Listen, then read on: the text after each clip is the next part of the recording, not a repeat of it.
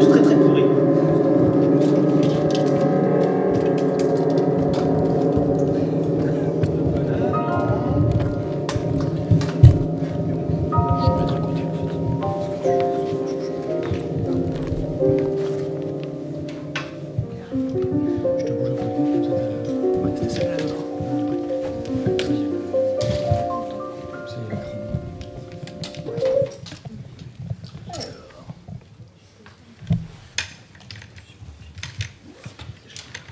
Bon, ce serait pas drôle sans problème technique, évidemment.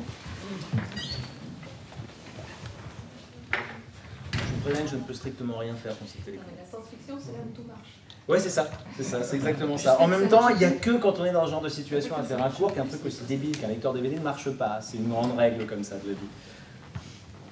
Alors, voyons voir. Sony, il y a écrit Sony sur les deux. Peut-être ai-je un problème de pile. Alors, je vais pirater les piles qui sont là-dedans, c'est peut-être la solution. J'ai des piles aussi. Ça peut être bien, mais je vais essayer de piquer celle-là. Normalement, j'ai pas besoin de celle de la télé. C'est juste un champignon.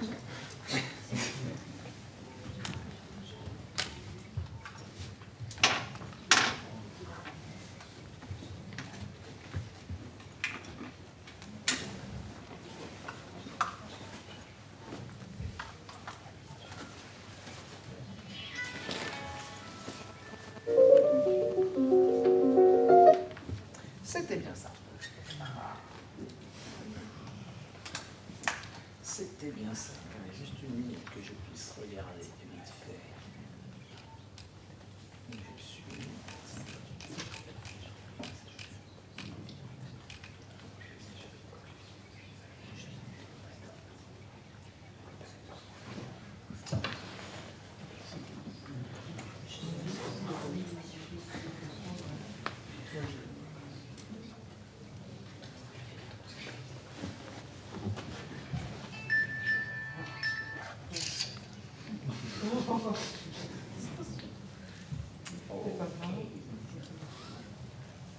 Bon, ben bonsoir. Bonsoir. Donc, on va parler de cinéma de science-fiction. Pour ceux qui étaient là juste avant, on va être un peu de pression, on va essayer de voir le genre dans sa diversité, mais une chose qu'on va essayer de chercher, c'est de la science-fiction au cinéma. Ce qui est beaucoup moins évident que ça en a l'air comme ça. Et plus exactement, qu'est-ce qu'on a comme genre de SF au cinéma? Et la chose vers laquelle on va, c'est est-ce qu'on a une science-fiction, on va dire, ce qu'on appelle la hard science, ou ce qui fait le cœur scientifique de la science-fiction. Est-ce qu'on trouve ça au cinéma réellement, facilement ou pas? Ce qui n'est pas une question qui va de soi. Alors on va commencer par un cocorico. Le cinéma de science-fiction, c'est français. Et ouais, hein, le premier, alors vous avez déjà vu les images qu'on défilait avant, qui étaient assez mauvaises. On est au tout début du siècle, on est avec Méliès, on est sur le voyage dans la Lune. Est-ce que c'est vraiment de la science-fiction? C'est une excellente question. On est sur quelque chose qui n'a absolument aucun principe scientifique. L'assemblée qui envoie en fait le premier vaisseau sur la Lune, ce sont des magiciens avec des chapeaux pointus. On est dans une académie des sciences improbables. Donc on est dans quelque chose qui est de l'ordre du merveilleux scientifique, de la proto-science-fiction, avec une imagerie par contre qui est directement tirée de Jules Verne. Mais l'image la plus connue de Méliès du voyage dans la Lune, c'est effectivement la Lune avec dans l'œil une fusée. On ne peut pas être plus loin de la science-fiction. Ça dépend de ce qu'on appelle effectivement la science-fiction. Je parlais de hard science d'abord. On va refaire un petit tour littéraire. Il est, en ce qui me concerne, absurde d'aller chercher la science-fiction avant le développement de la civilisation technicienne et de l'imaginaire scientifique avec les révolutions industrielles. Pour moi, tout ce qu'on rattache à la science-fiction avant cette période-là, c'est de l'anachronisme ou c'est de l'arrachage. Je trouve absurde de prendre l'épopée de Gilgamesh et de l'intégrer à la science-fiction, tout ça parce qu'il y a un voyage dans le temps. Il n'y a absolument pas la même visée, ni le même imaginaire qui est convoqué derrière. Ce qui ne veut pas dire que la science-fiction arrive ex nihilo et n'est pas totalement intégrée à l'histoire de la littérature. Si je reprends ce que disait Roger Bozzetto dans son étude, il identifie deux pôles, en fait. On peut identifier deux pôles opposés dans la science-fiction. D'un côté, on aurait le space opera, dont l'exemple type est Star Wars au cinéma. On est dans une forme qui hérite directement du roman d'aventure. On a de l'exotisme, qu'on va pousser encore un peu plus loin, mais je prends l'exemple de Star Wars et c'est pas pour rien, on a de la fantasy. projeté dans l'espace. Star Wars, ça se passe dans le passé, c'est une histoire de chevalier, et le principe même qui fait fonctionner l'univers, c'est une force mystique, mystérieuse, qui a toutes les caractéristiques du mana. Hein, c'est-à-dire qu'effectivement, de cette substance surnaturelle du monde des tribus polynésiennes, c'est la force. De l'autre côté, on a effectivement la hard science, où on a un principe de cohérence scientifique, qui est même un principe esthétique de ce genre de science-fiction. Entre ces deux pôles, évidemment, on a un monde, mais il se trouve qu'on a fait un grand sac. Si on veut prendre l'origine du récit comme ça, on va avoir les histoires du sien de Samosat. On va voir Cyrano de Bergerac. Et puis on aura Flash Gordon. Et puis on aura Star Wars. Mais on est du côté le plus exotique. De l'autre, si on veut reprendre son origine, on a Thomas More, on a l'utopie.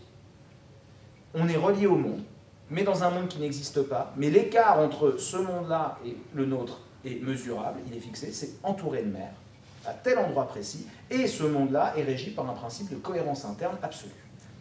Là, on est effectivement dans l'origine qui va nous donner les formes les plus dures de science-fiction, mais qui évidemment, cette cohérence, on va sortir des sciences humaines et des sciences politiques pour arriver vers les sciences dures. Et progressivement, évidemment, ces genres vont se mélanger. Au début, avec Méliès, on est dans de l'imaginaire, on est dans une recherche plastique, faut savoir quand même un petit truc sur Méliès, on ne va pas s'arrêter sur le cocorico. L'ensemble des effets spéciaux utilisés par le cinéma jusqu'à à peu près 1990 est issu de Méliès. Tous les principes de double exposition, de rotoscopie ne sont finalement que des optimisations de ce qu'il avait déjà trouvé avant 1910. C'est à partir du moment où le numérique arrive que là on change réellement de paradigme et qu'on va totalement changer d'effet. Mais tous les effets de maquette, de manipulation optique, de double exposition sont des effets qu'il utilisait déjà. Il a à peu près tout trouvé. Parce qu'il y a quand même une grande différence, et là j'arrête un peu la science-fiction pour arriver au cinéma, c'est que qu'est-ce qu'on appelle le cinéma? Est-ce que le cinéma c'est une invention technique? Est-ce que c'est narratif? Est-ce que c'est un jeu d'illusionniste? Si on prend le cas de Méliès, bah oui, on est directement dans quelque chose qui est lié au théâtre et à l'illusion. Il est prestidigitateur, il est dans un théâtre, et c'est ce genre de techniques qui vont être appliquées. Après, je peux vous montrer un autre film, qui est un plagiat de Méliès, par quelqu'un qui n'est pas un narrateur, mais qui s'appelle Thomas Edison en 1905, et qui fait en fait le premier film de voyage sur Mars. Et qui est un film, comment dire, je ne vais pas vous le passer entièrement, je vais vous laisser sur le warning évidemment, il n'y a rien de commercial dans ce que je suis en train de faire. En plus, j'adore avoir quelque chose que j'ai récupéré sur YouTube qui m'explique qu'il ne faut pas copier. Ceci dit, là, on a un argument scientifique, pas de problème.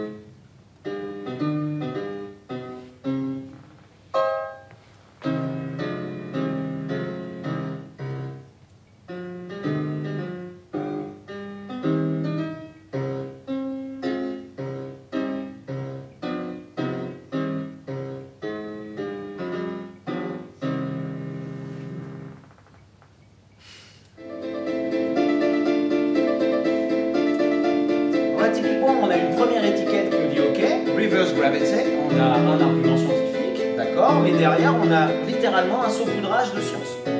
On n'a pas non plus masse de narration, on a les codes de la prestidigitation, ça sans aucun problème, et hop, et voilà.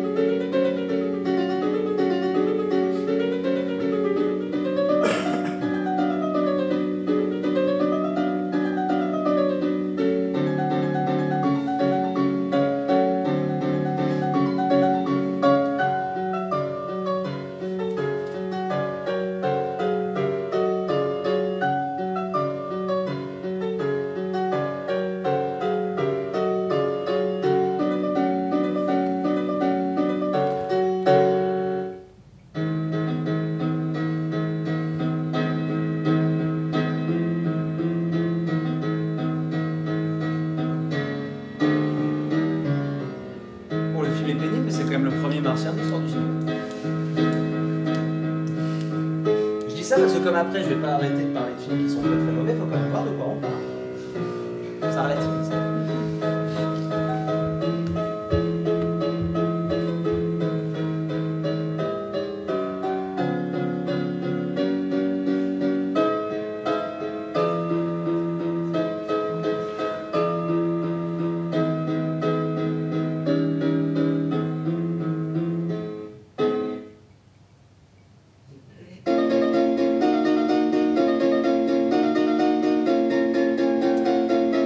De la fin, je voulais arrêter là, ça suffit.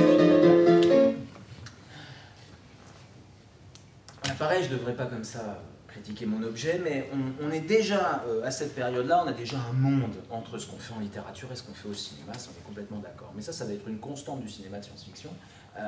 C'est un vrai problème, le cinéma de science-fiction, parce que ça coûte extrêmement cher. Et cette espèce de décalage qu'on a entre les progrès du genre lui-même, de la narration, de son lien aux idées scientifiques, et ce qu'on va en faire au cinéma, va aller pratiquement uniquement en se creusant au fur et à mesure du temps. Mais c'est pas pour ça qu'on ne trouve pas quand même assez tôt des choses tout à fait précises et intéressantes. Alors comme j'ai évidemment beaucoup trop d'extraits à vous passer, je vais sauter sur le Karel Zeman. Mais ce serait dommage, je dis quand même. On a assez tôt quand même, on n'a pas beaucoup d'exemples, mais on a quelques exemples de hard SF au cinéma. Donc de films qui sont entièrement en cohérence scientifique avec leur objet, qui ne disent pas de bêtises. Le premier qu'on a réellement comme ça, et j'ai envie de dire presque le seul, c'est Destination Moon en 1950. Parce qu'un des auteurs est Robert Heinlein. Un des problèmes qu'on va avoir, qu'on a en science-fiction et qu'on a de la même manière au cinéma, c'est un problème qu'on va appeler de pédagogie du réel. Pour faire rêver avec une théorie scientifique ou avec une compétence technique, il faut que le lecteur la partage. Et donc tout le problème qu'on va avoir, c'est effectivement de la faire passer. Dans ce qu'on appelle la proto-science-fiction, en tout cas la science-fiction des premiers temps, les stratégies sont les stratégies didactiques. On va avoir ou des passages descriptifs ou des mises en scène de cours, on va pouvoir exposer aux gens qui suivent, aux lecteurs, ou en général aux personnages, un bloc théorique pour leur expliquer de quoi on parle. Au cinéma, ça peut prendre évidemment des formes assez différentes.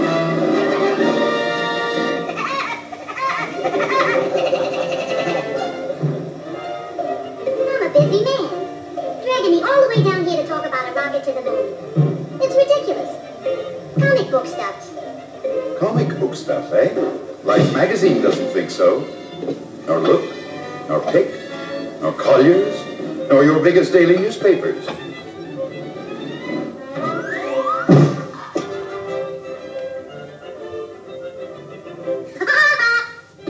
It'll never get off the ground. No propellers. Rockets do not employ propellers. They use jets. So do gas stoves. But they don't fly to the moon. Obviously, you know nothing about rockets. Now, let's pretend that umbrella of yours is a shotgun. Shoot it.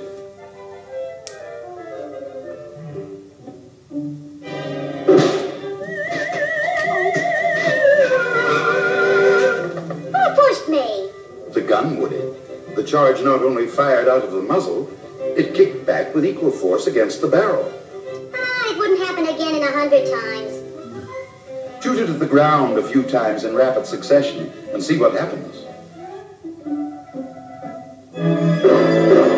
That same principle applies to rockets. It is the same shotgun kick of the explosives that throws the rocket forward.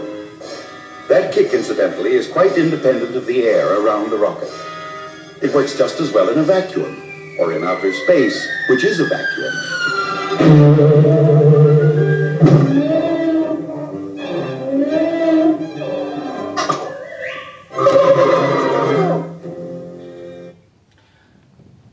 Donc oui, c'est typique, tout à fait. Donc j'ai laissé filer qui a du mal à comprendre l'anglais, juste pour savoir, si je vais traduire après au fur et à mesure.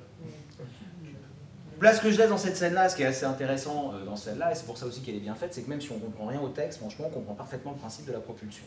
Hein. On peut penser qu'à ce moment-là, on est en train de parler de rocket science, Ce qui, en américain, est une expression pour parler d'une science extrêmement difficile à comprendre, hein, vraiment, hein, la science des roquettes.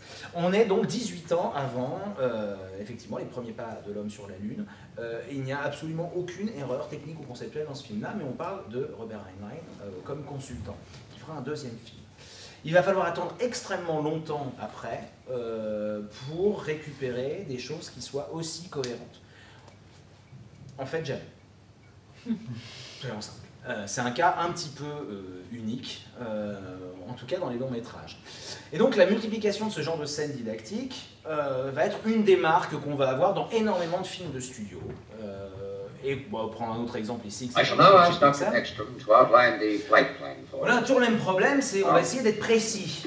Mais alors, faut pas qu'on s'ennuie. X minus 14 minutes. Donc là encore, on va avoir recours au dessin, pour être sûr que tout le monde comprend bien.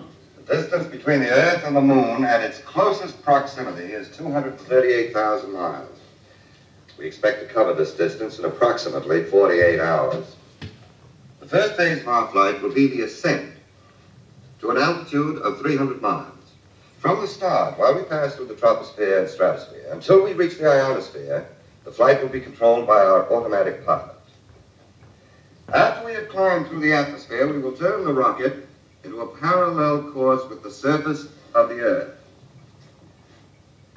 In flying parallel with the Earth's surface, we receive added boost from its rotation. X minus 13 minutes. The RXM is what... C'est quand même sympa de nous passer tout le dessin, etc. Donc voilà, une magnifique explication. Encore, on a une scène assez prototypique, on va la voir. Je veux dire, c'est une scène qui existe dans des dizaines de films de la même période. C'est une des stratégies les plus simples, évidemment. On met en scène un cours, on va expliquer à un public comment... known as a multi-stage or step rocket. Apart De la même manière qu'en littérature, c'est quelque chose qui va être abandonné progressivement. En littérature, on va passer, en fait, à partir surtout des années 50 de Campbell, on va passer à des stratégies pseudo-réalistes, où justement, on va essayer d'éviter ces pavés didactiques, même avec des scènes qui justifient le pavé didactique, où on va progressivement, on va avoir ça, donc, notamment chez Campbell et de plus en plus avec des auteurs comme Dick ou autres, ça va devenir à peu près une norme de présenter en fait les innovations techniques ou autres comme des faits simples et d'essayer par touche de disséminer le savoir au fur et à mesure d'un récit de manière beaucoup plus naturelle. Je passe Dr. Strangelove, qui est un cas. Ceci dit, c'est pas pour ça que ça disparaît. J'ignore ce que c'est que ces merdes lentes, mais on dirait qu'elles supportent que l'obscurité. Restons à la lumière du jour et tout ira bien, d'accord? Allons-y. Ça fait 22 ans. Quoi? Ces carottes de gypse sont datées. Le dernier échantillon aura 22 ans ce mois-ci. Est-ce que ça a un rapport avec ce qui se passe ici? On sait rien. C'est possible.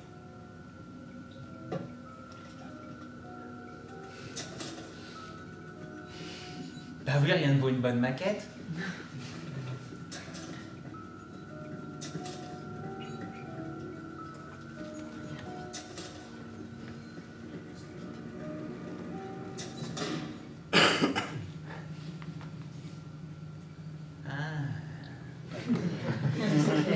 Et à 22,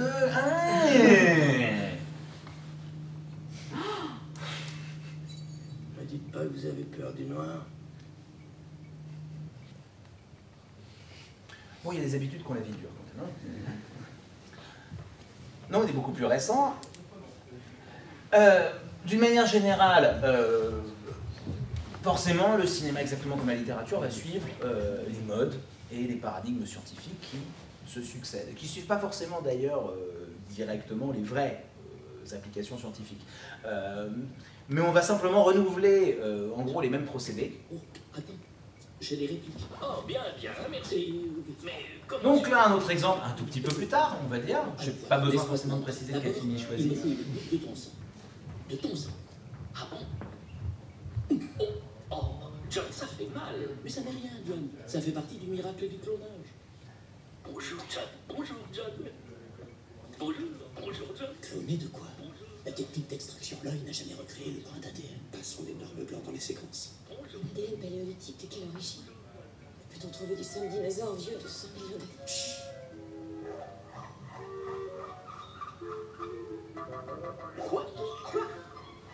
Ça alors, monsieur ADN, mais d'où sortez-vous, dites-moi? De ton sang. Une seule goutte de ton sang contient des milliards de brins d'ADN, les fondations de la vie. Une molécule d'ADN, comme moi, est un négatif pour créer une chose vivante. Et il arrive que des animaux qui ont disparu depuis des millions d'années, comme les dinosaures, laissent leur négatif pour qu'on les trouve. Il faut simplement savoir où chercher. Il y a 100 millions d'années, il y avait des moustiques comme aujourd'hui. Et comme aujourd'hui, ils se nourrissaient du sang des animaux, même des dinosaures. Parfois, après avoir piqué un dinosaure, le moustique allait se poser sur une branche d'arbre et restait collé dans la sève. Longtemps après, la résine durcisse et fossilisée, comme un ossement de dinosaure, gardant en elle le moustique. Cette résine fossilisée, que nous appelons l'ambre, a attendu des millions d'années avec ce moustique en elle, jusqu'à ce que viennent les savants du Jurassic Park. Grâce à des techniques sophistiquées, ils extraient le sang du moustique conservé dans l'air. Et bingo, voilà ADN dino. Un brin d'ADN contient 3 milliards de codes génétiques. En lisant cet écran en 1 seconde, à raison de 8 heures par jour de lecture, il faudrait 2 ans pour connaître la totalité d'un brin d'ADN.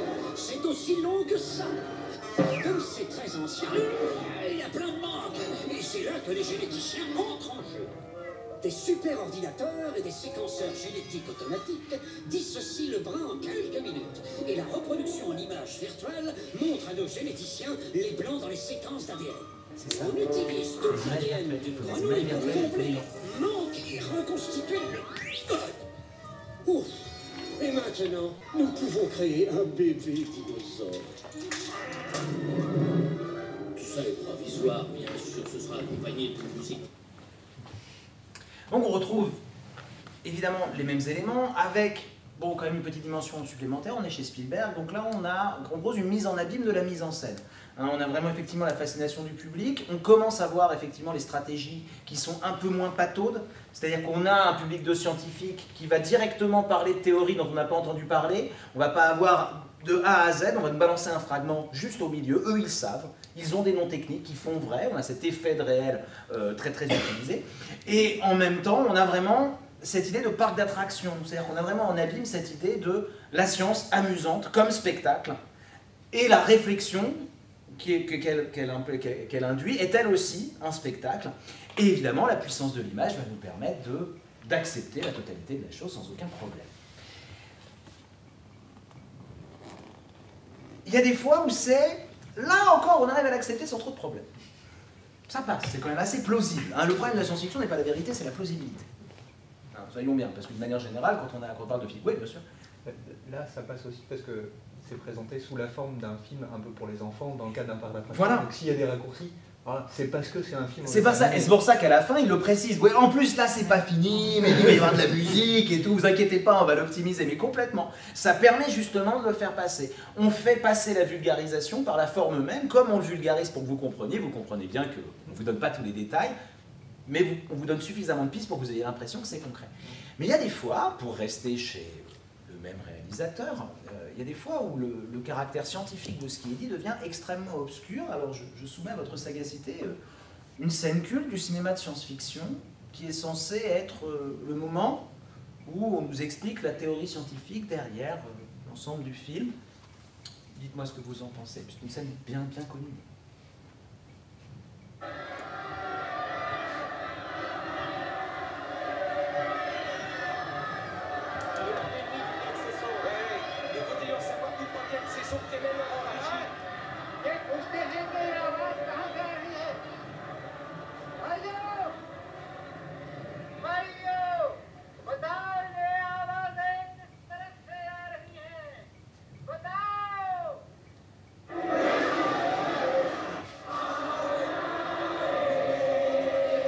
Là, en tout cas, ils sont emballés.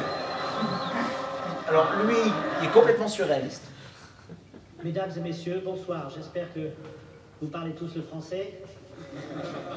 Merci. Il est possible qu'un jour, nous parlerons tous un langage codé. Je voudrais ce soir soumettre à votre réflexion un élément musical que nous avons pu recueillir en Inde. Nous pensons qu'il va dans le sens de nos recherches. Nous pensons que c'est un fait capital. Pour vous aider à suivre, j'utilise le langage gestuel créé par Zoltán Kodály. Ah bah c'est bon, c'est du Zoltán. Kodály a élaboré ces signes pour enseigner la musique aux enfants atteints de surdité. Alors, voici le premier son. Le premier son, s'il vous plaît.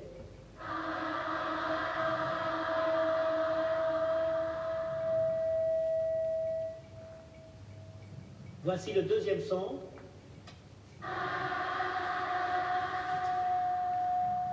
Troisième son.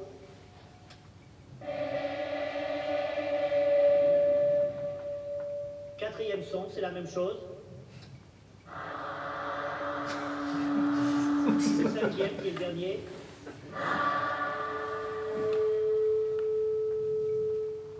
Et maintenant, tous les sons ensemble, s'il vous plaît.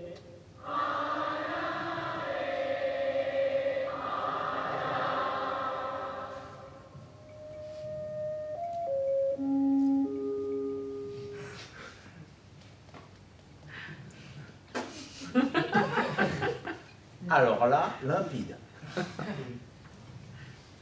C'est une scène typique de la science-fiction au cinéma. Je ne sais pas si vous êtes d'accord avec moi, c'est une scène complètement absurde. Ok, alors ça vient de là-haut. Alors on a le problème, ça marche bien hein, cinématographiquement, il n'y a rien à dire. Hein. Ça marche super bien. Le plan large, la problématique de la langue, il traduit de l'anglais en hindi. Hop, on fait le contre-champ sublime. Hop, on a toutes les mains qui se lèvent. C'est hyper graphique, ça marche super bien. Derrière, je n'ai jamais compris le découpage parce qu'ils commencent par applaudir. Alors, ils sont super contents, on leur a rien montré. Alors là, il dit bonsoir, merci.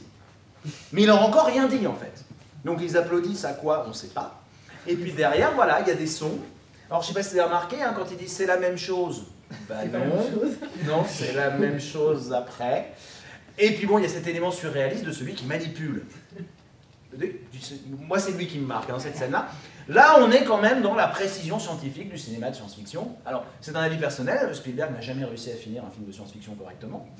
C'est personnel, sauf un qu'il n'a pas écrit. Mais il y a quand même quelque chose d'assez typique. Parfois, on a des effets encore plus drôles, et c'est des effets parfois qu'on doit à la traduction. Parce que là, ça se rajoute, hein. Je reste dans ma problématique des langues. De toute évidence, une rupture du continuum espace-temps a produit une nouvelle séquence chrono-événementielle, entraînant l'émergence de cette réalité alternative. Traduction de... Regarde, je vais te faire un dessin. On change pas de méthode, hein. Admettons que... On a passé 36 ans. Représente le temps. Ici, le présent, 1985. Là, le futur, et là, le passé. À un moment situé en amont de ce point, quelque part dans le passé, le temps a infléchi sa course selon cette tangente, créant un 1985 différent de celui où tu sors. Différent pour toi, moi et Einstein. Mais l'unique réalité pour tous les autres. Tu reconnais ça? C'est la poche en plastique qui contenait l'almanach des sports. Je le sais, parce qu'il y avait encore le ticket à l'intérieur. C'était dans la machine à voyager dans le temps. À compter de ceci.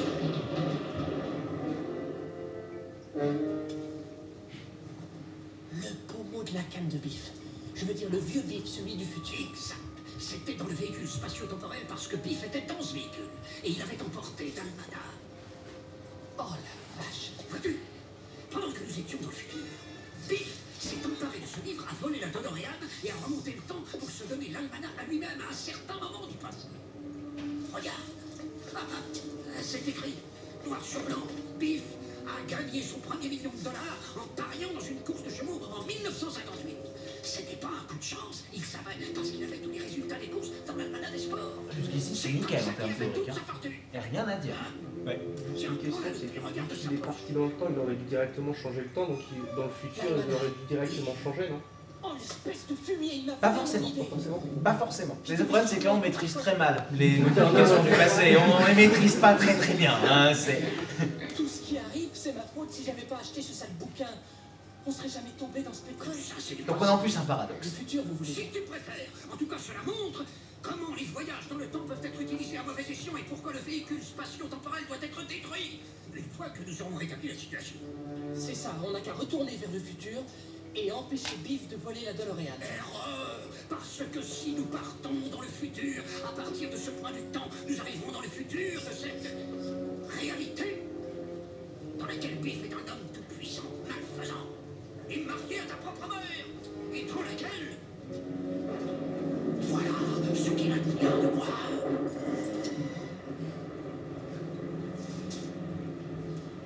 Non, notre seule chance de remédier au présent est dans le passé, au point précis où la ligne du temps a obliqué dans cette direction. Si nous voulons que l'univers redevienne tel que nous l'avons connu, et si nous voulons réintégrer notre réalité, nous devons découvrir à quelle date exacte, de quelle manière, dans quelles circonstances et à quel instant précis le jeune Biff est entré en possession de ce fameux Olmala. Ça, je m'en occupe. Bon, Doc, ça y est. Alors, juste quand même pour préciser, on est dans un truc très très précis, on récupère encore et toujours, on est dans l'image, dans l'imaginaire du savant fou, de manière extrêmement graphique. On a une ambiance complètement gothique, on a la foudre qui tombe au même moment histoire de bien souligner l'action. Mais comme c'est extrêmement bien écrit, que c'est assez intelligent, ça va nous servir à quelque chose juste derrière. Et jusqu'ici, c'est nickel, on est d'accord. Hein? Pas de problème. Non, pas maintenant, je t'expliquerai ça tout à l'heure, c'est pas le moment. Mais c'est moi. Ça alors, je ressemble à un vieillard. Alors, je me présente, Dr. Emmett Brown, je me trouve sur le parking de la promenade. Dieu merci, j'ai encore mes cheveux. 26 octobre 1900. Qu'est-ce que j'ai sur le dos? Ah, ça, c'est une combinaison anti-radiation. Une combinaison anti-radiation? Ah oui, c'est pour les retombées radioactives des guerres atomiques. Mais ça, c'est vraiment surprenant. Un studio portatif de télévision. Je comprends que vous soyez obligé d'avoir un acteur comme président, il faut qu'il passe bien à la télévision. Les années Reagan. C'est juste après. Non, ça marche à l'électricité, mais il faut une réaction nucléaire pour générer des 2,21 gigawatts d'électricité. Qu'est-ce que j'ai dit là? Le convecteur temporel? Ça marche à l'électricité, mais il faut une réaction nucléaire pour générer des 2,21 gigawatts d'électricité. 2,21 gigawatts? 2,21 gigawatts. Mon Dieu! Mais enfin, c'est quoi un gigawatt? Je devais être complètement dans les nuages. 2,21 gigawatts. Comment puis-je générer une puissance pareille, monsieur Edison? C'est impossible, je n'y arriverai pas. Mais non, écoutez, c'est rien. Tout ce qu'il faut, c'est un peu de plutonium. Je veux bien croire qu'en 1985, on trouve du plutonium chez le droguiste du coin, mais en 1955, ça me paraît plus dur à se procurer. Marty, j'ai comme la terrible impression que tu es coincé ici. J'arrête là parce que la question a été posée. Effectivement, c'est quoi un gigawatt? Alors j'ai essayé d'enquêter sur ce qu'était un gigawatt. Donc c'est peut-être l'électricité qui atteint le sol quand elle traverse un agneau. Ça c'est une possibilité, ça doit être un gigawatt, je suppose. Ça c'est une première explication. Ou alors effectivement, hein, c'est l'électricité résultante après une cuisson rosée. Peut-être que 1,21 gigawatts, qui est en fait le texte original, hein, 1.21 gigawatts. Ou alors, effectivement, c'est une résistance de l'agneau qui est typiquement de 2,21 gigotos. Les codes sont bonnes. Hein, je vous assurerai que ça, c'est 2,21 gigotos. Donc voilà, j'ai essayé de mener mon enquête pour savoir. En fait, bon, ça, c'est un truc assez constant. C'est un truc tout bête d'anglais. Hein. Il se trouve que gigawatts est inaccentué. Donc la personne qui a entendu ne devait jamais avoir entendu parler d'un gigawatt. Donc c'est devenu un gigawatt. Donc quand on rajoute ce genre de choses, forcément, on n'est pas arrivé. C'était juste comme ça. Ça, c'est mon exemple préféré dans... à peu près toute la chose. Est-ce que les choses ont fondamentalement changé? Donc comme je disais, pas réellement. Ne vous inquiétez pas, on a quand même des scènes de hard SF qui vont nous arriver derrière. Ceci dit, on continue à abuser des scènes de salle, complètement. On est à Princeton. Bacille, qui... William, qui est une bactérie remarquable parce que... C'est le seul organisme connu qui puisse vivre dans l'acide sulfurique. Tout à fait, et... Oui, mademoiselle Rouhani, le Deinococcus radiodurans, découvert en 1956. Ce bacille se reproduit dans les déchets radioactifs. C'est exact. Donc la pompéjana, le thiobacille, le Deinococcus, lequel des trois aurait le plus de chances de survivre dans le milieu extrême du satellite de Jupiter, Callisto? Et pourquoi? Tom, la lumière, s'il te plaît. C'est votre devoir de la semaine à remettre dans ma boîte avant minuit vendredi. C'est tout pour aujourd'hui.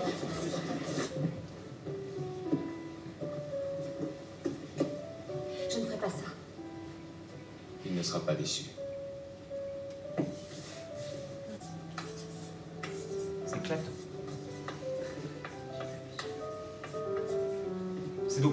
l'affaire s'arrêta, mais c'est le remake.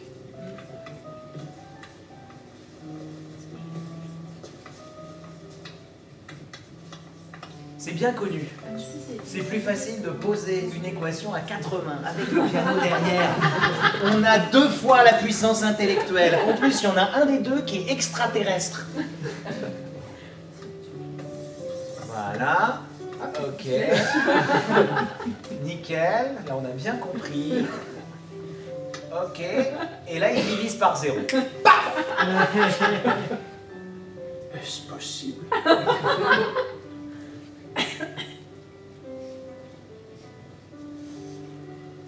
Bon, bah, Apparemment, oui. apparemment, ouais. Ok. Non, mais ok. D'accord. Tout est dit. Tout est dit, c'est tout. Voilà. Si vous acceptez pas, c'est que vous n'avez pas compris. Mais j'avoue que la division par 0, là, quand même, elle était assez magnifique. Alors, il faut voir quand même que c'est un remake. Donc, dans le film original, il y a 7 séquences qui est à peu près la même, qui ne se déroulent pas de la même manière. J'ai passé la nouvelle d'abord. Cette séquence-là, je l'ai toujours appelée la condescendance venue de l'espace. C'est le même personnage. Je crois qu'il y a un moment Eh, je parie que c'est ici qu'il travaille. Je peux pas baisser le son, je vais enlever les piles de l'autre télécommande. 21e siècle, début. Moi je peux pas diviser par 0. Donc ça c'est le personnage de Keanu Reeves. Faut pas toucher, faut pas effacer.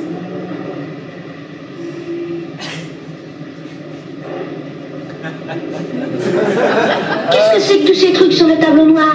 C'est un problème sur la mécanique céleste. Je parie qu'il est le seul au monde à connaître la solution. Il ne connaît pas la solution. Et il ne l'aura jamais de cette manière. Même s'il avait été chez lui, on n'aurait sûrement pas pu le voir.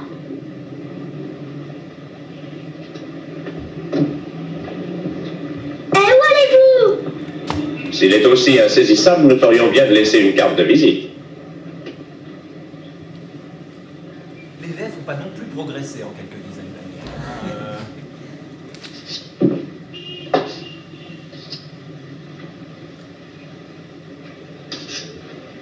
Est-ce qu'il s'est trompé? Il a besoin d'un petit coup de main.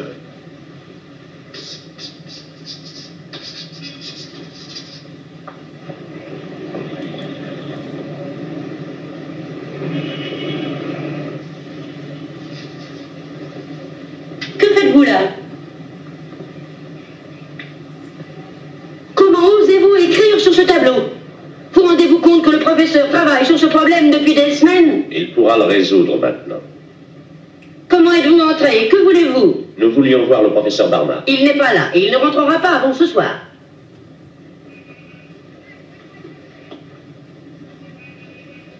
Il vaut mieux que vous partiez maintenant.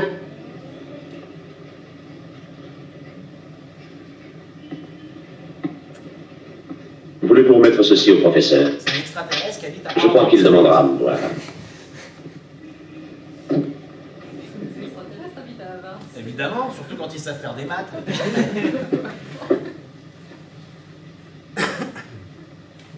Il connaît les femmes en plus. Je vous conseille de ne rien effacer. Le professeur en aura grand besoin. Ce que je préfère, c'est ce petit sourire suffisant. C'est vous qui l'avez écrit? C'était une façon un peu cavalière de me faire connaître, mais j'ai appris que vous étiez difficile à joindre. J'ai remonté la scène il y a quelques minutes. Vous n'avez pas encore résolu le problème. Pas encore, c'est pour ça que je voulais vous voir. À présent, il ne vous reste plus qu'à intervertir ces groupes de facteurs à cet endroit. Oui, ça reproduira le terme à la première puissance. Mais comment conserver l'effet des autres termes? Pratiquement négligeable. Avec la variation des paramètres, voici la réponse. Comment en êtes-vous sûr? Avez-vous expérimenté cette théorie? Je l'ai trouvée assez bonne pour me transporter d'une planète à une autre. Je suis Clatou.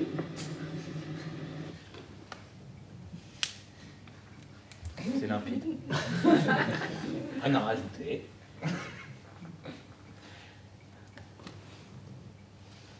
C'est une tendance qui dure encore. Hein, qui dure encore beaucoup. J'en ai une autre dans le même genre, si vous avez envie.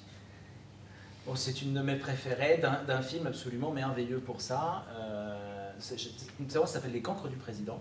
C'est à peu près en 1974 qu'on a envisagé la possibilité qu'une météorite ou Il astéroïde... n'y a pas quelqu'un qui a pris moins de caféine au petit déjeuner, docteur avisé. Nous sommes donc dans Armageddon. La première étude de C'est Armageddon. envisageait la possibilité d'utiliser un laser électron libre et d'échauffer l'objet pour le fractionner. C'est-à-dire tirer contre un train de marchandises au pistolet à grenade. Une autre possibilité envisagée pourrait consister à poser des engins qui déploieraient des panneaux réfléchissants sur une très grande surface. Et les vents solaires seraient pris dans ces sortes de voiles en milliards. Comme ça, je vous en prie, messieurs. On a besoin d'un projet réaliste. Nous n'avons que 18 jours. Soit 431 heures, 15 minutes et 18 secondes. Ça laisse extrêmement peu de temps pour le rêve. Quoi? Étant donné la proximité de l'astéroïde et le peu de temps dont nous disposons... Il y a des graduations dans le scientifique. On n'a qu'à lui expédier 150 têtes nucléaires et on n'en parlera plus, on explose. Le bon sens. Oui. Je vous ai parlé à vous. Le docteur Quincy est notre meilleur chercheur. C'est un homme très brillant. Ses conseils peuvent vous être utiles. Étant donné la nature de votre cible, sa composition, ses dimensions et sa vitesse, tout votre arsenal nucléaire la laisserait totalement indifférente. Ah non. Et je vous signale que le président a des conseillers scientifiques qui lui ont dit qu'une explosion nucléaire pourrait modifier la trajectoire de l'astéroïde. Je connais le meilleur de ses conseillers. On a fait ensemble une partie de nos études. Et dans une telle situation, on ne consulte pas quelqu'un qui n'a pas eu la moyenne en astrophysique à son diplôme. Les conseillers du président, si quelqu'un a raison, c'est moi. Voilà, l'argument d'autorité. Des frappes externes ne serviraient à rien. Posez un pétard à mèche sur la paume de votre main. Si vous l'allumez, que se passe-t-il? Vous vous brûlez, d'accord? Par contre, si vous allumez le même pétard en le serrant très fort, c'est votre femme qui vous versera votre ketchup jusqu'à la fin de votre vie. Vous voulez dire qu'il faut le désintégrer de l'intérieur? C'est exactement ça. Comment? Par forage. Il nous faut le meilleur expert en forage de grande profondeur. Allez!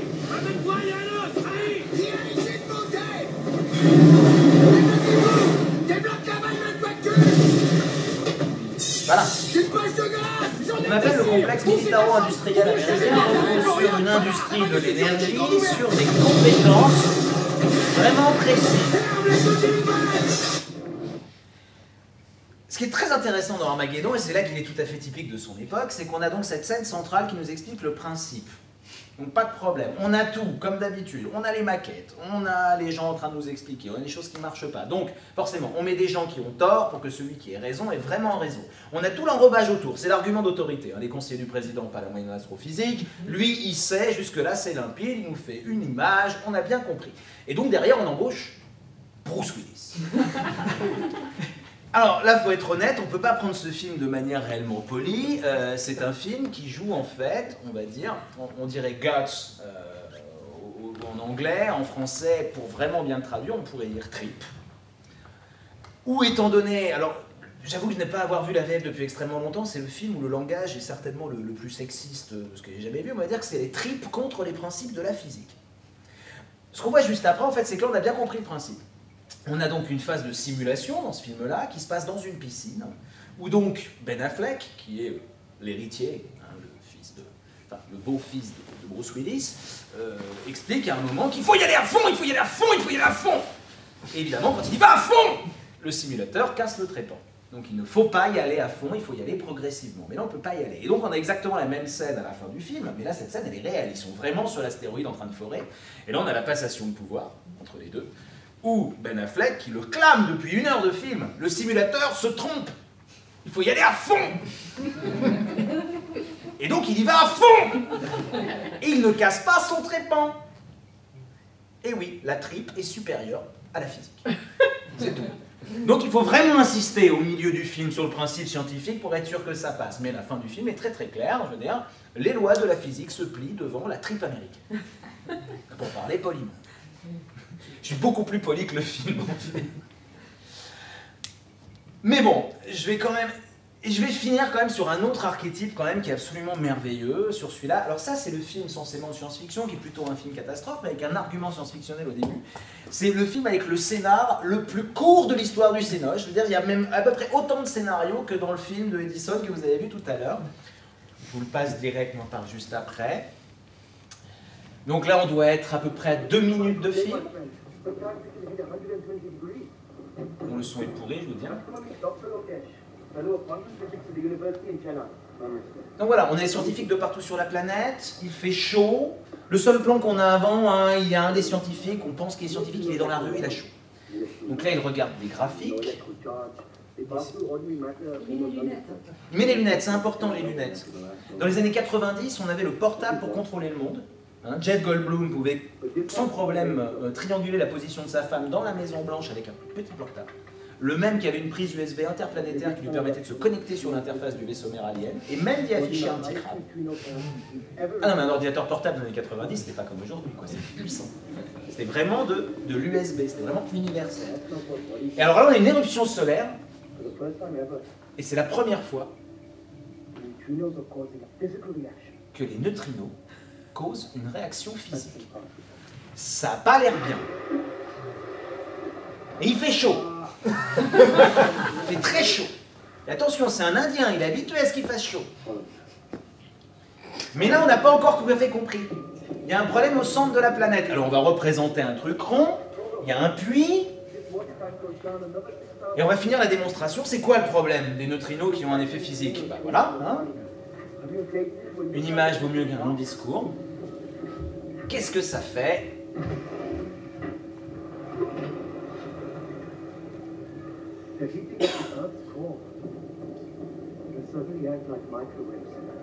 Les neutrinos font comme des micro-ondes. Les carottes sont cuites. Là, on est à 3 minutes 30 de film. Fin du scénar. Ça, c'est 2012. De Roland Emmerich, c'est pour ça que j'ai évoqué juste avant Independence Day.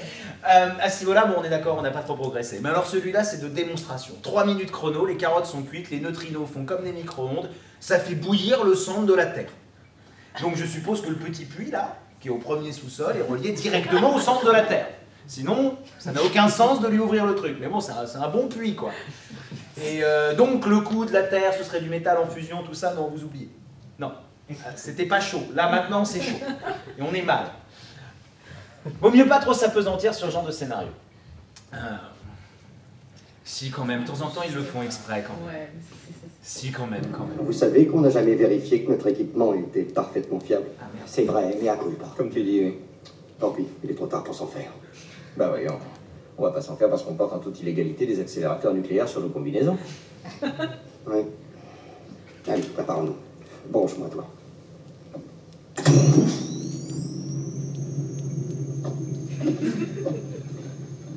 J'ai oublié de vous faire une recommandation essentielle. Quoi? Ne jamais croiser les effluves. Pourquoi? Ce serait mal. Le bien, le mal, tous ces trucs-là, c'est un peu flou pour moi. Tu veux dire quoi par mal? Eh bien, imagine que toute forme de vie sur Terre meurt instantanément et que chaque molécule de ton corps explose à la vitesse de la lumière. Inversion complète de la charge des protons. Ah bon, ça c'est mal. D'accord. Ah oui, c'est capital comme tuyau. Merci, Glenn. Donc là, bon, on est dans une petit chef-d'œuvre des années 80 où effectivement on reprend tout ce qu'on a vu avant avec effectivement un degré. Notez que c'est quelque chose qui s'est passé dans la science-fiction littéraire dès les années 50. On a déjà toute une génération d'auteurs qui sont déjà les auteurs, on va dire, de seconde génération par rapport au pulp, et des gens comme Sheckley, des gens comme Dick qui vont commencer à jouer sur les clichés du genre. Forcément en amont. Au cinéma. Ceci dit, là, on arrive à deux exemples, quand même, à deux exemples de hard SF au cinéma. Il y en a quand même plus depuis Destination Moon. Alors j'en ai deux types différents. Je vais commencer par un qui est réellement scientifique. Je ne vais pas vous le passer entier parce que quand j'ai monté le DVD, j'ai pas résisté à l'envie de mettre les 20 minutes d'extrait, donc je ne vais pas vous mettre les 20 minutes. Alors, avec les limites du genre, ça c'est Mission to Mars de Brian De Palma. Est-ce que c'est un film de hard SF? Oui, bah non. Quand même, c'est un film qui est entièrement basé sur le fait du visage martien. On sait que le visage martien, c'était les photos de la sonde Viking avec les ombres projetées. On avait l'impression que c'était un visage, ce n'était absolument pas un. Donc le film reprend exactement ça. Par contre, il y a une séquence de ce film-là qui est en même temps un hommage à Stanley Kubrick, qui est une vraie séquence de hard SF.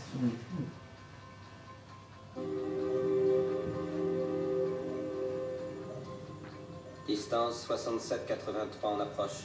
65 minutes avant injection dans la zone d'attraction. Ok tout le monde, ouvrez l'œil, on va refaire cette simulation une dernière fois. N'oubliez pas, si on rebondit, ça se rattrape pas. Ouais, et partir en dérive pour l'éternité, ça vous pourrit la journée. Allons-y, système Delta V initialisé.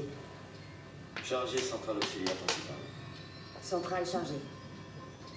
Sélection pile à combustible, centrale hydraulique. En cours. Connexions informatiques. Centrale parée. Sélection hydrogène-oxygène et pile pour ouverture. Alimentation, hydrogène, oxygène, ouverte. Activer alimentation. Alimentation activée. Réglage énergie et longueur d'onde. Réglé. Transfert données procédure station extravéhiculaire. Transfert effectué. En attente de confirmation. Merde. Des micrométéorites. Donc là, on a la même effectivement rigueur qu'on pouvait avoir chez Robert Heinlein dans Destination Moon. On est sur des technologies légèrement projetées en termes de voyage dans l'espace. On est sur exactement la reproduction de ce qu'est un problème de micrométéorite, qui est un des problèmes auxquels on a à faire face en basse altitude, en fait, en basse orbite autour de la Terre, avec nos déchets, etc. On n'est plus étanche, on perd de la pression. Les minutages sont respectés. C'est derrière le casque de On a absolument toutes les procédures projetées légèrement dans l'avenir. Atmosphère, 90%. Je vais passer parce qu'effectivement c'est passé. Et que me connaissant, on a déjà dû passer le temps, je pense.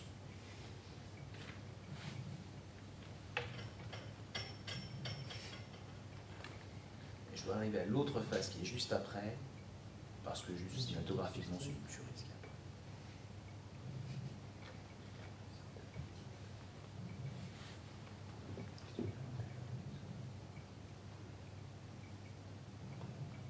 Donc comme je disais, malheureusement hein, c'est la seule séquence du film. On a 20 minutes magiques dans ce film-là.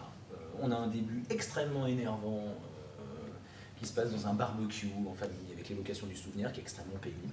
On a toute cette phase en fait de départ vers Mars qui est juste, voilà, c'est de la hard SF.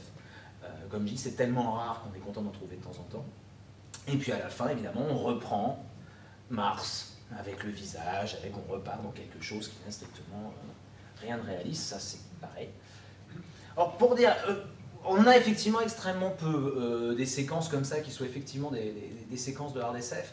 Faut quand même signaler qu'on en a certaines dans Battlestar Galactica, dans la nouvelle série, notamment dans les premiers épisodes, où on a réellement, notamment tout ce qu'on a autour des réserves d'eau, ou du principe dans les tout premiers épisodes où tous les temps, ils ont besoin de tant de secondes pour calculer le prochain saut lumière avec les silons qui sont derrière. Donc on a quelques épisodes comme ça. Et voilà, c'est ça. Je vais trop vite. Et alors, moi j'ai tendance à dire que rien que pour ces quelques images-là, ça valait le coup de le voir au cinéma. Alors, je vous passe tout ce qu'il y a avant. Hein. Il y a absolument tous les calculs sur la distance, sur la vitesse, sur ce qui va se passer. Derrière, oh, c'est celui-là que je voulais, je ne vais pas l'avoir. Voilà.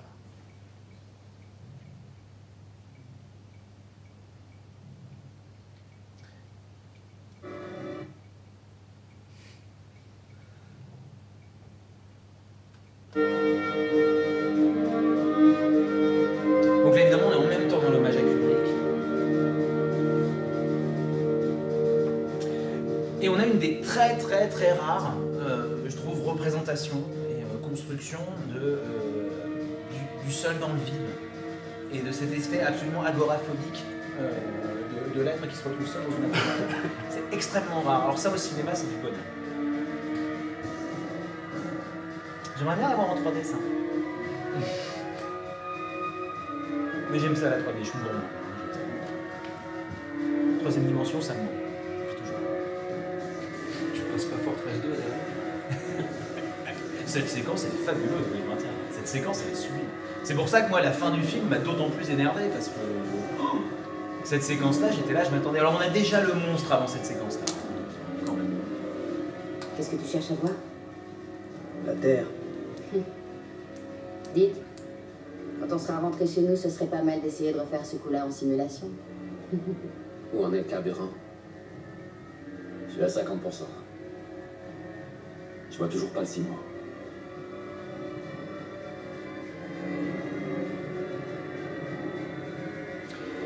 Et donc évidemment, tout le reste de la scène va être lié à des paramètres techniques extrêmement précis. Donc, le mini-satellite qu'ils essayent de choper, la longueur du filin, la réserve qu'ils ont parmi eux.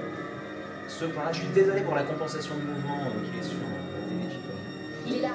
Je le vois 45 degrés à gauche et en dessous. Non, de Dieu, c'est pas la position prévue. On va le rater. Qu'est-ce qu'on fait? De cette façon, on est sûr de le rater. Avec le filin, on pourra tirer une ou deux fois avant qu'il soit hors d'atteinte. Négatif, c'est trop risqué. Si on le rate, c'est foutu. Je te laisse le canon. J'emporte le filin jusqu'au module. J'ai assez de carburant. Tu prendras trop de vitesse. Je le dépasserai. Ensuite, je freinerai à mort et je plongerai dessus. Pas de lézard. Je reviens tout de suite.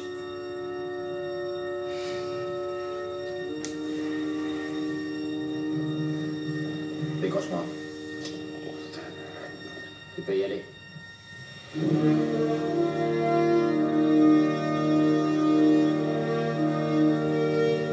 C'est les images que j'aime, c'est pas la bande.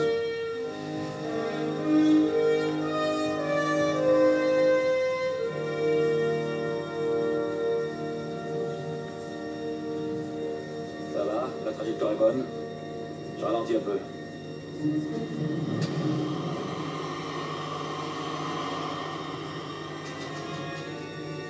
Plus de carburant.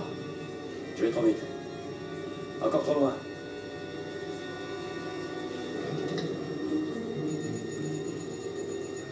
J'ai l'angle auxiliaire. Je freinerai avec le scaphandre.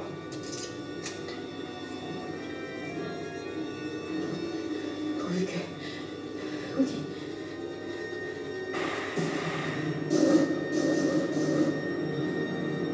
Je suis à sec. Pareil pour le contact. Donne-moi ta vitesse.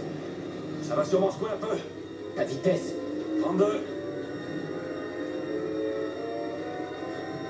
Je vais te ralentir avec le canon. Non, si tu me ralentis, je suis ton cours. Tu vas trop vite. Ça va aller. J'ai pas le choix. C'est parti.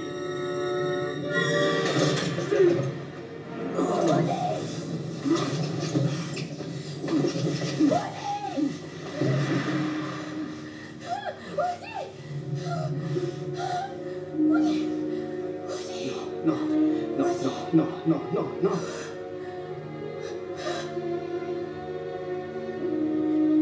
Terry. C'est un exemple assez clair de la manière dont la rigueur scientifique d'une scène se mélange assez mal à la représentation d'un héros. Je veux dire, on est exactement à l'inverse de ce qu'on a dans Armageddon. Il a beau avoir des tripes, il va trop vite, point. On va quand même avoir une scène où elle va essayer de le sauver, pas de bol. Elle a telle longueur de fil, donc elle n'y arrivera pas. Et c'est tout. Effectivement, il va mourir. On a extrêmement peu de scènes comme ça. En termes de scènes purement, vraiment scientifiques, entièrement construites, on en a extrêmement peu, comme je dis. On a Destination Moon, on a un peu l'autre projet d'Heinlein, on a quelques séquences comme ça, mais c'est extrêmement rare. Ouais. Cette scène, elle est réalise jusqu'à la fin, au moment où il enlève son... Ouais. Ah ouais. Oui, parce qu'étant donné la température, effectivement, quand il enlève et qu'il gèle instantanément. Outlander et tout ça, à chaque fois que... Ouais, après, oui. Et lui, là, il gèle effectivement, il gèle directement. Ouais, ça, a priori, ça se passe effectivement comme ça. Enfin, la mort, en tout cas, bon, est à peu près instantanée, quoi. Donc ça, il n'y a pas de... Donc jusqu'au bout, ils le tiennent bien. Mais bon, comme je dis, le problème, c'est qu'avant ou après, on a cette espèce de gigantesque spirale martienne, et on finit en partant dans l'espace. C'est à peu près la même fin que de Rencontre du troisième type, hein, voilà. Celui qui est sympa et qui a le plus souffert, on repart dans les étoiles avec les petits-enfants en pyjama. Malheureusement, c'est souvent la fin. Et sinon, on a quelques autres exemples où là, on est vraiment dans la science-fiction, en tout cas telle qu'elle peut être définie, bonsoir, telle qu'elle peut être, telle qu'on l'a trouvée en littérature, et c'est notamment dans Lost, où Lost qui est quelque chose à clé. Je ne vais pas commencer à développer le fait que sur l'ensemble des saisons de Lost, tout est extrêmement cohérent. Pas du tout, et c'est pas fait pour. De toute façon, ce qu'on a dans Lost, c'est qu'on a un parti pris qui est un parti pris dickien au départ. C'est-à-dire qu'on travaille sur du paradoxe temporel et sur du voyage subjectif. C'est-à-dire que ce ne sont pas des personnes qui peuvent contrôler la manière dont ils voyagent dans le temps. Ils sont au contraire les jouets d'une perturbation du temps qui va modifier leur position par rapport à quelque chose et qui est à chaque fois entièrement subjective. Et on a dans la série, et ça c'est une vraie application narrative de ce qu'on trouve chez Dick, c'est-à-dire qu'on est baladé dans quelque chose dont le statut science-fictionnel n'est pas forcément évident d'emblée, qui emprunte énormément à du fantastique, éventuellement de la fantasy, et qui finalement a une ouverture totalement mystique et finalement New Age. Donc on est totalement chez Dick, en fait. Et on a par contre, par moments, on a des scènes à clé comme celle-là. En espérant que je l'ai en français, c'est pas évident. Pénélope Widmore.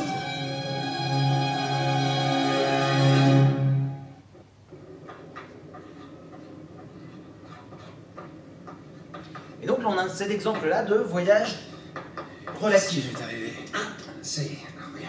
Vous êtes resté inconscient durant pratiquement 1h15. Inconscient?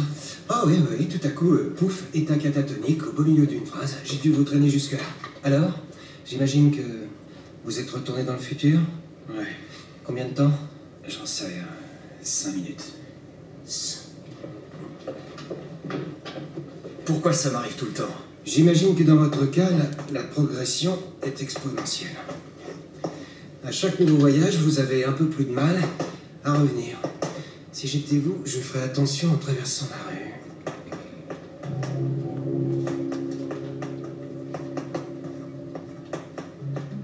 Qu'est-ce qui lui est arrivé? Elle est morte. Oui, j'avais vu, mais comment? Rupture d'anévrisme, vraisemblablement. Je ferai l'autopsie plus tard. C'est aussi ce qui m'attend. Les effets semblent varier d'un cas à un autre, mais ce qui est sûr, c'est... Est-ce que je vais mourir moi aussi? J'en sais rien.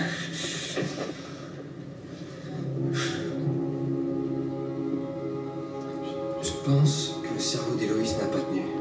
Il a disjoncté. À force de basculer entre le présent et le futur, sans point d'ancrage, elle n'arrivait plus à distinguer les deux. C'est quoi un point d'ancrage? Un élément familier qui est présent aux deux époques. Tout ça, ce ne sont que des variables. Ce n'est que hasard, chaos. Dans toute équation, il faut un élément stable, un élément connu, une constante. Et vous, Desmond, vous n'en avez pas. Dans ce futur, il n'y a rien qui vous soit familier. Alors, le seul moyen de tout arrêter, c'est de retrouver là-bas cette constante.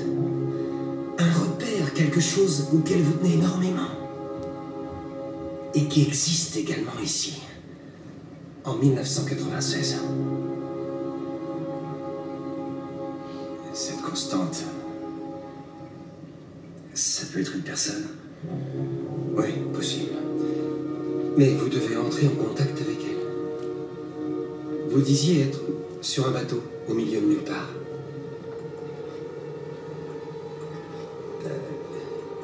Vous faites quoi, là? J'appelle ma constante. Le numéro demandé n'est plus attribué.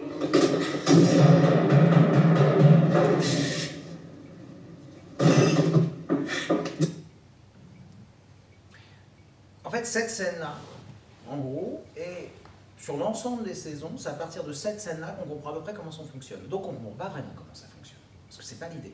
Par contre, on a effectivement cette notion de voyage relatif avec cette idée de perturbation qui serait non intelligible. Parce que c'est ça l'idée. Au contraire des scènes où on a quelqu'un qui est tout à fait sûr de lui avec son tableau, on retrouve les mêmes codes effectivement du scientifique, avec les codes aussi du savant fou, mais on a l'explication d'un principe narratif qui repose sur une science sans spécialement se donner comme scientifique. Et on est dans cette modulation, tout à fait dickienne, ou d'une science-fiction qui va travailler sur des variations en fait, de genre et des variations d'appréhension, mais sans se donner en hard SF. Ceci dit, tout le récit va être puzzle autour de cette clé. Et quand on continue derrière, on va effectivement avoir ces allers-retours, comme ça, et ces recherches de constantes au fur et à mesure. Ce qui ne va pas les empêcher de continuer à changer de paradigme par moment, mais je ne vais pas vous résumer l'intrigue de Lost en l'espace de 3 minutes.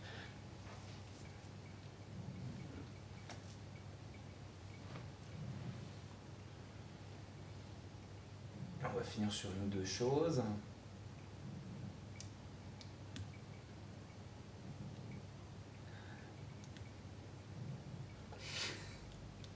Je vais demander la scène, c'est une scène que j'adore, qui n'a pas un téléfilm. J'aurais été sur des réinterprétations comme ça. Il y a une chose aussi qu'on peut voir dans le cinéma de SF qui est assez clair et qu'on trouve aussi en littérature, dans les évolutions. C'est la manière de suivre des paradigmes de représentation par moment. C'est quelque chose que je n'ai pas spécialement abordé là, mais notamment sur les extraterrestres, où on va passer des extraterrestres humanoïdes aux extraterrestres insectoïdes, et où on va appliquer différents paradigmes réalistes au fur et à mesure. Si jusqu'aux années 50-60, on pouvait sans problème avoir des humanoïdes, ça ne gênait pas grand monde. On était sur le modèle un peu de Star Trek, où de toute façon on n'avait pas les moyens forcément de faire du monstre réaliste, on ne voulait pas faire du Kranios Monster en latex. Donc on était humanoïdes, c'est beaucoup plus pratique pour pouvoir leur parler, pour pouvoir construire une intrigue avec, mais évidemment dans la science-fiction très tôt à l'âge d'or, on avait développé l'idée de la panspermie, c'est-à-dire l'idée qu'on avait des souches humanoïdes qui avaient été répandues dans toute la galaxie, ce qui faisait une énigme de fond, en fait, de décor, qui permettait de justifier le fait qu'on n'ait que des humanoïdes. Et ça, c'est le genre de changement de paradigme qu'on peut évidemment se voir évoluer dans le cinéma. Et on a des croisements sur certaines œuvres, comme ici dans I Am Legend, je vais quand même passer le début parce que j'adore, qui est l'arrivée en fait qui initie quelque chose. I Am Legend, donc c'est la 4e adaptation de ça. Il y a eu 2 adaptations avant américaines, une adaptation italienne d'ailleurs qui passe ici, et ils ont refait cette adaptation-là en reprenant un paradigme réaliste pour la période où il est fait, et qui était établi dès le début. The world of medicine has seen its share of miracle cures, from the polio vaccine to heart transplants, but all past achievements may pale in comparison to the work of Dr. Alice Crippen. Thank you so much for joining us this morning. So, Dr. Crippen, give it to me in a nutshell. Well, the premise is quite simple. Take something designed by nature and reprogram it to make it work for the body rather than against it. We're talking about a virus. Indeed, yes, in this case, the measles virus, which has been engineered at a genetic level to be helpful rather than harmful. And I find the best way to describe it is if you can imagine your body as a highway and you picture the virus as a very fast car being driven by a very bad man, imagine the damage that that car could cause. En train de dire en fait simplement qu'on peut utiliser vivant et reprogrammer, comme dans le cas présent, pour servir de la varicelle. Et elle prend une autre analogie derrière. How many people have you treated so far? Well, we've had 10,009 clinical trials in humans so far. And how many are cancer-free? 10,009. So you have actually cured cancer? Yes, yes. Donc on peut se servir du vivant, donc on est effectivement dans de la pré-thérapie génique, on va se servir d'un virus en fait qu'on va reprogrammer pour lui faire accomplir quelque chose qu'on veut. Derrière évidemment, on est encore aussi stratégie didactique, elle utilise une métaphore, imaginez un chauffard qui roule à contresens, qui peut avoir énormément d'effets sur le corps. Si vous mettez un flic à la place du chauffard, vous pouvez effectivement avoir des effets tout à fait bénéfiques. Et donc ils ont traité énormément de cas, et donc ça tombe à la fin, donc vous avez guéri le cancer. So you've cured cancer. Yes. Yes, we have.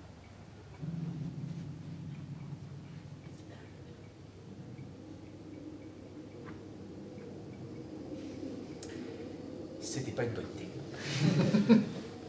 C'était pas une bonne idée. Donc on est totalement dans l'époque, on est dans les promesses des thérapies géniques, mais on les retourne complètement, et évidemment on réadapte en fait dans ces cas-là de les vampires, on les réadapte, je veux dire, à un paradigme réaliste.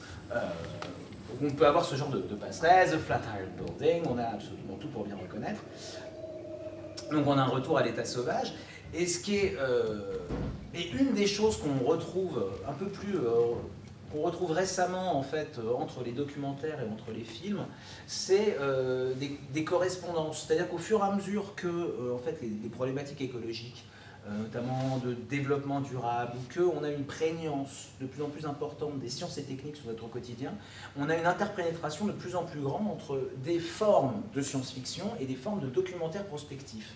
Et on a notamment cette série qui s'appelle Life After People. What would happen if every human being on Earth donc une série en plusieurs épisodes en fait, et qui va analyser ce qui se passerait si tous les êtres humains disparaissaient de la planète. Et on retrouve sur ces dernières années At some point in the future, this could be the fate of our planet. Et on retrouve donc au XXIe siècle, là depuis une dizaine d'années, une multiplication de genres de documentaires en fait qui vont reprendre exactement des imageries de science-fiction. Et en fait, on récupère à travers ça une tradition qu'on avait déjà dans les pulps, où on avait déjà un discours pseudo-scientifique et je vais vous passer le trou noir, et on avait déjà en fait des croisements ou des zones assez troubles entre un discours scientifique et un discours de fiction. Et c'est bien la figure qu'on a sur les pulps, sur l'inversion des pôles magnétiques, et on a une description absolument flamboyante dans les Confessions d'un barjot de Philippe Cadic, où le personnage principal est quelqu'un qui est nourri au pulp et qui ne fait plus la différence entre fiction et réalité. Et évidemment, les deux formes s'interpénètrent, et voici juste le générique de la dernière série de documentaires scientifiques de Stephen Hawking. Hello, my name is Stephen Hawking, physicist, cosmologist, and something of a dreamer. Although I cannot move, and I have to speak through a computer. In my mind, I am free. Free to explore the universe and ask the big questions, such as, is time travel possible? Can we open a portal to the past? Or find a shortcut to the future?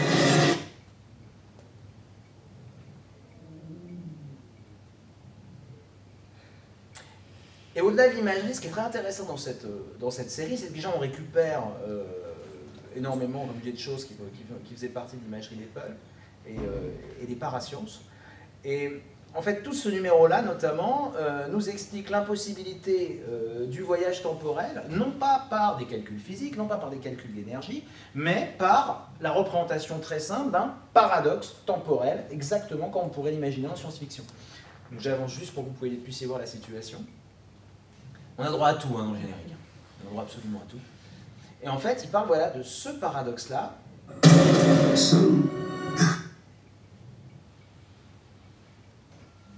As he was 1 minute ago. Voilà, qui serait d'un scientifique qui ouvre un portail à l'intérieur de la pièce sur lui-même, et lui, se retrouvant de l'autre côté, pourrait se tuer lui-même. Et c'est à partir d'une situation de science-fiction que lui développe, parce qu'il n'est pas spécialement un truc de science-fiction, mais bien un système de vulgarisation scientifique. Et en fait, à ce niveau-là, on boucle absolument la boucle qu'on voit depuis le début, où on a cette espèce de jeu dynamique entre le cinéma de SF, qui la plupart du temps ne va se servir que d'un saupoudrage scientifique, de plausibilité, et qui va se servir d'énormément d'artifices, donc de mise en scène d'une pédagogie de la science pour faire passer une pilule sur des schémas relativement classiques. Extrêmement peu d'exemples, on a un contenu technique ou scientifique derrière qui tient à peu près la route. Mais ce qu'on va avoir tout du long, par contre, évidemment, et ça c'est logique, on va avoir une adaptation au fur et à mesure des films, voire des mêmes films au paradigme dominant, non pas en science, mais dans l'inconscient et on va dire dans les sciences qui sont transmises et vulgarisées pour le public. Et on va rester de toute façon, comme je disais, sur ce type de croisement entre les deux. Alors, au fur et à mesure de ce parcours, est-ce que j'ai de la science dans le cinéma de science-fiction? Non, mais ça arrive. Parfois on a de la chance, mais il y en a extrêmement peu en effet. Et on a à peu près les mêmes constantes depuis en gros un siècle dans la manière dont c'est représenté. Je pourrais trouver des dizaines de scènes avec le même tableau noir, ou avec dans les studios il y avait pratiquement toujours une séquence d'exposition où on va expliquer le principe, on va expliquer la technique, on va le construire. Et effectivement on sort assez rarement de ça. C'est pas pour ça que c'est pas bien, quand même. Et on a actuellement, on va dire, on a quand même une diversification des genres en SF, parce que là je me suis juste intéressé effectivement à un côté de science dans la science-fiction et pédagogie du réel. C'est quand même assez restrictif, parce qu'on a effectivement toute une tradition du space opera aussi, hein, je veux dire juste pour prendre Star Wars, mais qui lui-même plonge ses racines dans les séries, dans Flash Gordon, dans les séries télé. De la même manière que le space opera, lui aussi, dans les années récentes, avec Hamilton, avec Watson, c'est aussi devenu, on a ce qu'on appelle le hard space opera, ou le science space opera, où on a effectivement un récit très très exotique, mais qui est fondé sur des principes scientifiques assez précis. Donc de la même manière, on va avoir cette hybridation au cinéma. Et si on voulait prendre les grandes catégories qu'on a actuellement, on continue quand même à avoir du space op, mais pas beaucoup, parce que ça coûte très cher.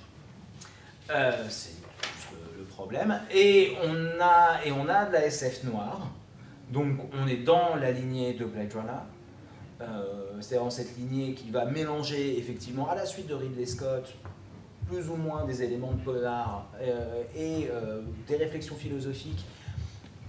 Comme je disais, une manière simple de voir l'évolution de ça, vous prenez Terminator 4. Terminator 4, c'est l'idée, on va faire un Terminator sérieux, donc il faut qu'il y ait de l'action, hein, c'est un Terminator, mais on va prendre un androïde diqué en milieu. Un androïde qui ne se sait pas androïde, d'un coup ça devient poignant, ça devient humain. On a évidemment toutes les adaptations de Dick qui en soi, je veux dire sur une douzaine de films, forment un sous-genre en elles-mêmes. Mais de manière générale, si on veut faire de la SF sérieuse, on va utiliser un filtre bleu. C'est plus sérieux. Mais c'est quelque chose, c'est un trait esthétique qui atteint aussi du cinéma, qui peut atteindre du cinéma japonais, du cinéma coréen, hein, parce que le cyberpunk en fait est beaucoup plus actif en Asie qu'il n'est ici.